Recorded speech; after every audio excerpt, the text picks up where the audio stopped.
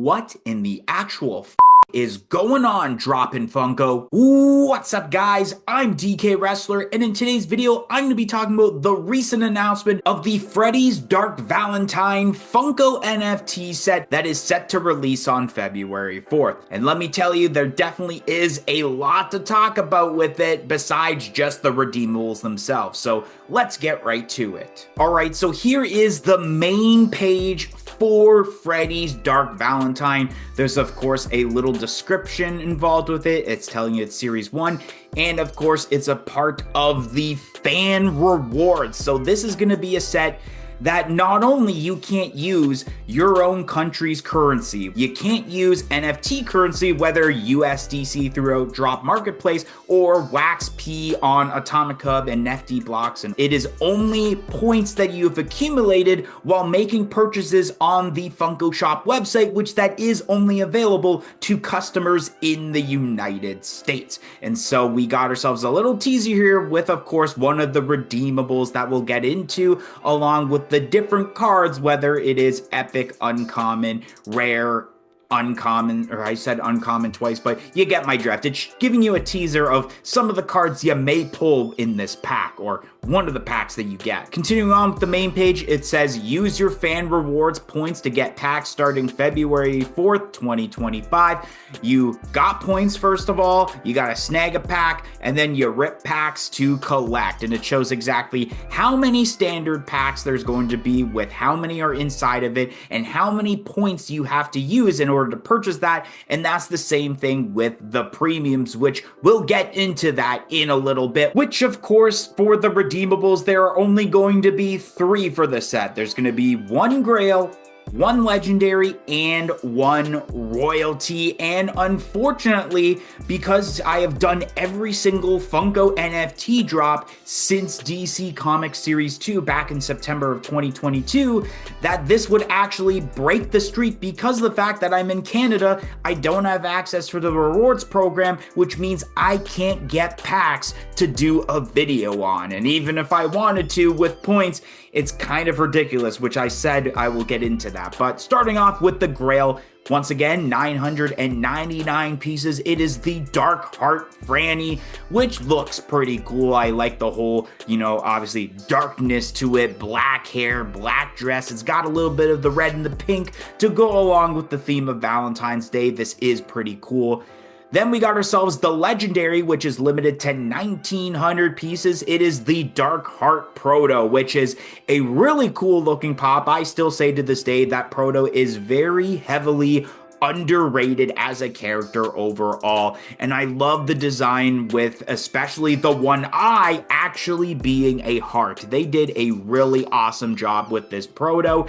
And then last but not least, we have ourselves the Dark Heart Freddy as the Royalty, limited to 2,000 pieces, when of course you can't get any of the redeemable cards, which are common, uncommon, rare, and epics. This is pretty cool. The heart glasses, once again, all of these pops are wearing this black theme because after all, it is a dark Valentine's Day theme. So I really like that. Plus, also, as you may notice, we do have a different style of box for the color, which they have been doing as of late. It hasn't been the traditional, digitalized blue color for the box we've seen with Alien. It's green. I think Funkoween was purple. It's Always Sunny in Philadelphia was yellow, if I'm not mistaken. And I can't remember if they had switched the color for Adventure Time, which was the drop that just happened. But right here, we have a red box. So that's pretty cool. I really like how that color goes with these pops. And yeah, if I had a favorite and least favorite, I guess I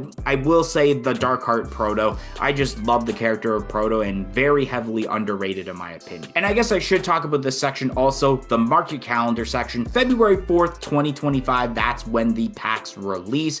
And then you have until the usual 90 days before the redemption is open, which is June 4th. And then 1 month later, July 4th, which is Independence Day in the United States, the redemption is closed to when you can claim all of your redemption coins in order to actually get these redeemables, and they will ship out at some point in Q3 of 2025, which is obviously between July and September of 2025. And the one question that I'm wondering, which I don't know if that's going to be answered by the time this releases, because I am recording this the day of the announcement, if there's actually like a time limit of, let's say, only until a certain time before packs get burned, because this is a part of a rewards program. I'm thinking that doesn't happen. There won't be a burn for packs until the redemption period. I feel like that's going to be a thing, because I can't imagine a lot of people wanting to fork up how many points you got to claim for packs only in a certain amount of time within that same day. I think this is going to be packs that you can purchase, and there won't be a burn until the redemption period is here on June 4th. And now what has a lot of people talking?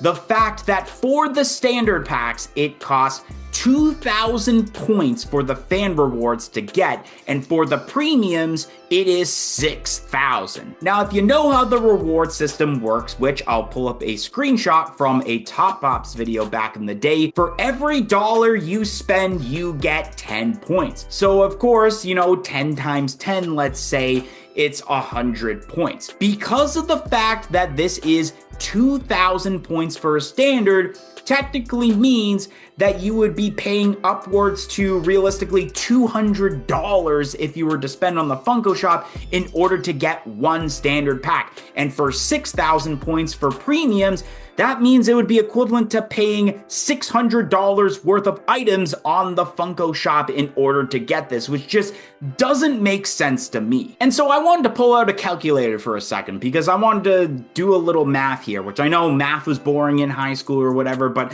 I'm just trying to prove a point here. So let's say, for instance, 6,000 points is equivalent to paying $600 worth of items on the Funko shop. And you divide that by the amount of cards that are in each of the packs. So for premiums, which is what I'm doing for this math's sake, is 17. You equal that out, it equals to just over 35. So basically $35 per card for the premium. So technically one card, according to what you're paying for, is worth more than actually paying for one premium pack on a normal drop. One premium pack that I would have paid for last week, or this past week as I'm recording this, for the Adventure Time Funko NFT set. So now if we do 200 for the standards, and for each standard pack there is only 5 cards, which would mean $40 per card. Way more than what you're paying for a premium pack. So you're telling me right now $200 for a standard pack when they're normally $9.99. Even for $200 for a standard pack is basically, I'm trying to think, definitely over quadruple the amount of money it costs to buy one premium pack. Hell, $200 is more than what you pay for one mythic pack. This whole idea with the point system and how they calculated this just doesn't make sense to me, and how a premium pack would be equivalent to $200 and a standard pack being $200 and a premium pack being $600. It just doesn't make sense how they added this up and why it would cost so much. I know that I can see that the packs are 10,000 and 6,000 respectively, which is pretty low compared to a normal Funko NFT drop, but just, it doesn't make sense. Maybe, just in a world, maybe if it was equivalent to maybe $40 or $50 USD, maybe $10 or $20 more than the regular premium pack, then I would kind of understand. And that would be the same thing with standard, where it's like $9.99, maybe it's $19.99 or $29.99, the equivalent to the points. But having it so much more than what it normally costs to purchase standard and premiums, even on the secondary market, just doesn't make sense to me. And I just don't know how many people will actually want to go into this drop, or really any of the future drops, if this is going to be the case throughout 2025 for rewards program. I don't know how many people will actually fork up what would be 6,000 for just one. So normally for my videos, I would do at least 3 premium packs. You're telling me it's gonna be equivalent to $1,800 spending on the Funko shop to do 3 premium packs?